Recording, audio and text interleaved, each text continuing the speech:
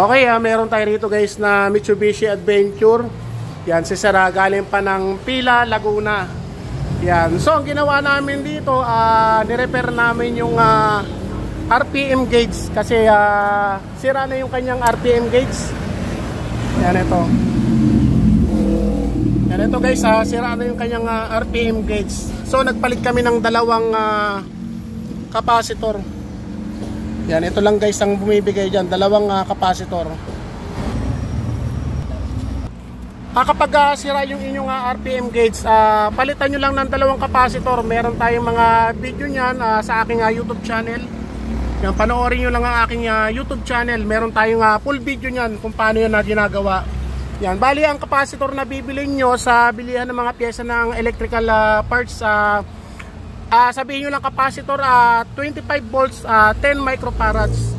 So ito guys, okay na, nagawa na namin. Yan, pakita ko sa inyo. Kanina kasi guys, yung hindi pa namin ginagawa, ang palo niya lang nasa bago mag 1,000 lang, kahit galit na yung makina. So ngayon okay na. Yan, pakita ko sa inyo. Okay na siya guys. Bali, kapag na-revolusyon o galit na galit ang makina, hindi siya pumapalo dito. Bago mag 1,000 lang, kahit galit na yung makina. So ngayon okay na siya. Yan, ito guys, meron ako napansin dito. Syempre, ginawa na namin, pinalitan namin lahat ng mga ilaw dito sa park light sa kanyang dashboard. Pinaliwanag na namin. So yung tetestingin ko, nung switch ko, hindi na siya nagana rito sa switch. Yan, nasa yung damit. Yan, dapat guys, kapag switch dito, gagana yan dito. So ito, sabi ng may-ari, kinonvert na raw nila ng push and pull na switch. Yan, kumbaga, sige, lagay mo. Ayan, ganyan lang. Kapag hinatak yung switch, ito, kapag hinatak to, at saka lang siya magkakailaw. Patay yung ilaw niya sa dashboard, ay sa cellphone. Yan, dyan lang siya magkakaroon ng ilaw. Yan, bunot. Yan, patay mo rin sa switch. Yan, pero dito ayaw niyang gumana. Yan, ayaw niyang gumana. Sige, Rick, atake mo. Yan, dito na siya nakalagay yung switch. Ngayon guys, ito tuturo ko sa inyo kung paano yung nagawin. Bali ito guys, pwede pa naman itong repairin. Yan, pakita ko sa inyo guys kung alin lang ang nagiging sira niyan. Sige, Rick, kuha ang Philip. Hawakan mo dyan. Yan, bali ito guys, tatanggalin natin. Tanggalin nyo muna to guys.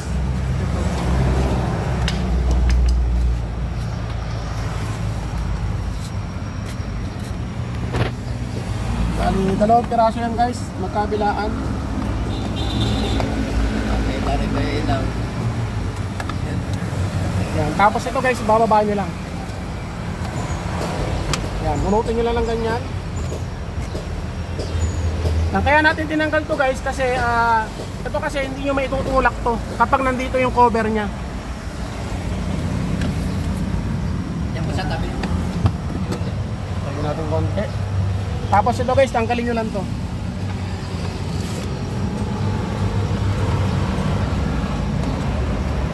Yan, dalawa yan guys, kabilaan. Metal screw. Pasatakin nyo lang. Bali ito guys yung kanyang binaypass, ginawang switch na push and pull. Yan, ngayon guys, ang gagawin nyo, ito, tanggalin nyo to, itong cover na to.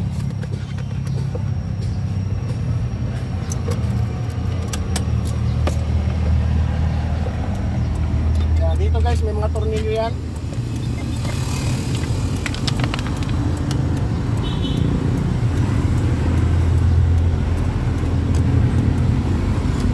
Tanggalin nyo lang guys mga tornilyo.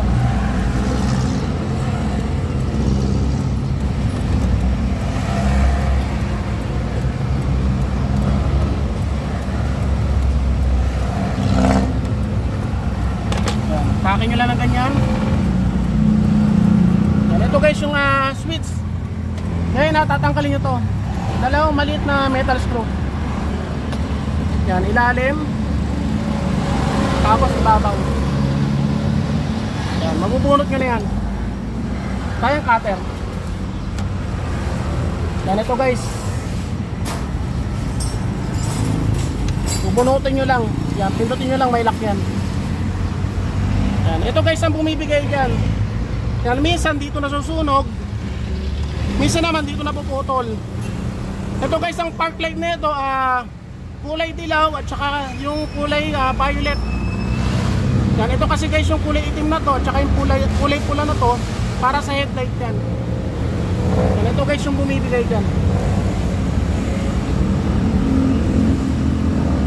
Yan, aalisin nyo lang sa pagkakaipit.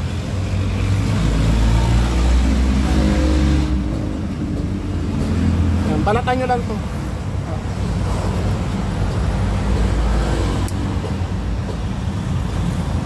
Ito kasi guys ang park light nito, wala siyang relay. Diretso sa switch. Kaya minsan dito siya napuputol.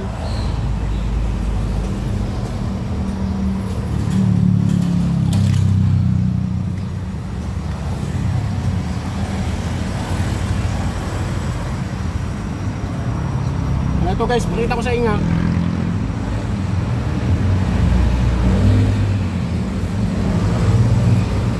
Yan. Ito yung naputol sa kanya kaya hindi na gumana yung kanyang park light. Yan, nasusunog yan. Tingnan nyo guys.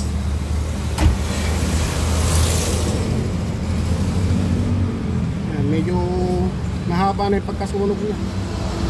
Yan, dalawa yan guys, itong dilaw. Sa tingin ko naman, itong dilaw okay pa naman. Ayan, medyo sunog na rin. Yan guys, kitang kita naman na-stretch siya. Yan, bali dalawa. Nakasaksak na Ryan, pangina. Okay na. Yan. Kaya Ryan, idugtong mo pa. Hingit sa switch, balik mo sa original. Habang inihinang natin. Yan. Ito guys, yung itudugtong natin papunta rito. Yan. Kailangan guys, sa kulay ang gagawin nyo. Yan. Yan. Kailangan guys, mahinang to. Yan. Ponduhan nyo lang.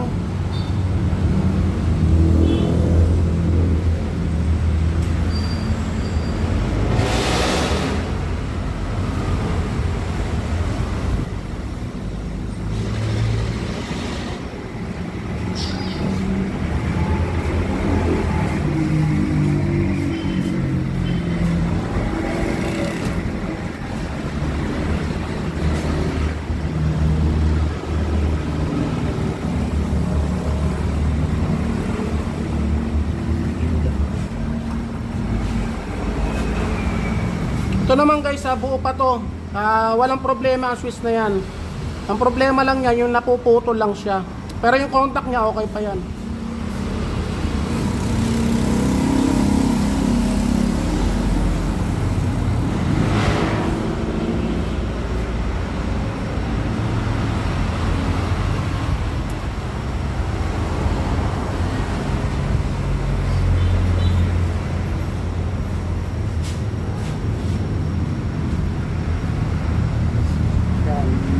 Bali ito guys, okay na siya, nahinang na natin. Ngayon ang gagawin ko, i-ayos ko muna yung kanyang linya ron, ipabalik ko muna sa original. Pero syempre dapat may ilagay na rin natin yung kanyang relay para hindi rin masayang yung relay na ikinabit. Pakita ko na sa inyo mamaya guys, kapag testing na namin. Guys, pakita ko muna sa inyo. Yan, nahinang na natin, iayos na natin itong pagkakaputol. Yan, ito yung nilagyan nila ng switch. Ngayon testing natin, nawak mo rin. Patay may ilaw ng cellphone para makita ng viewers. Yan. Pakita mo yung switch. Yan. Switch. Patay. Switch. Patay. Kita rek? Switch. Patay. Switch. Patay. Yan. Bali okay na guys. Ito naibalik na natin sa original na switch. Yan. Naidugtong na natin. Bali ito yung switch niya. Okay pa naman siya. Wala naman naging problema. Ito guys, paliwanag ko sa inyo Kaya napuputol tong mga to dahil sa pagkaka-switch ng passing. Yan. Napuputol siya para siyang yero na binabali habang switch ng ganyan o switch ng headlight, dim bright. Yan, napuputol siya sa katagalan. Pero ngayon yan, idugtong na natin, nahinang natin na maayos. Kaya naibalik na natin uli sa kanyang original na switch. Ngayon ang gagawin ko, total meron na siyang relay. Yan, para mas maganda yung pasok ng kuryente sa ilaw, ikakabit na rin natin to. Yan, bali ito guys, okay na siya. Yan, balik sa original.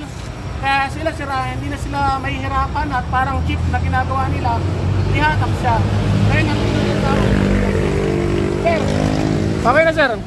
Yan, bali si sir, galing pa ng Tila Laguna. Yan, dumayo sa shop natin para ipagawa itong kanyang sasakyan. Tapos itong RPM gauge, okay na rin. Sir, thank you po. Yan.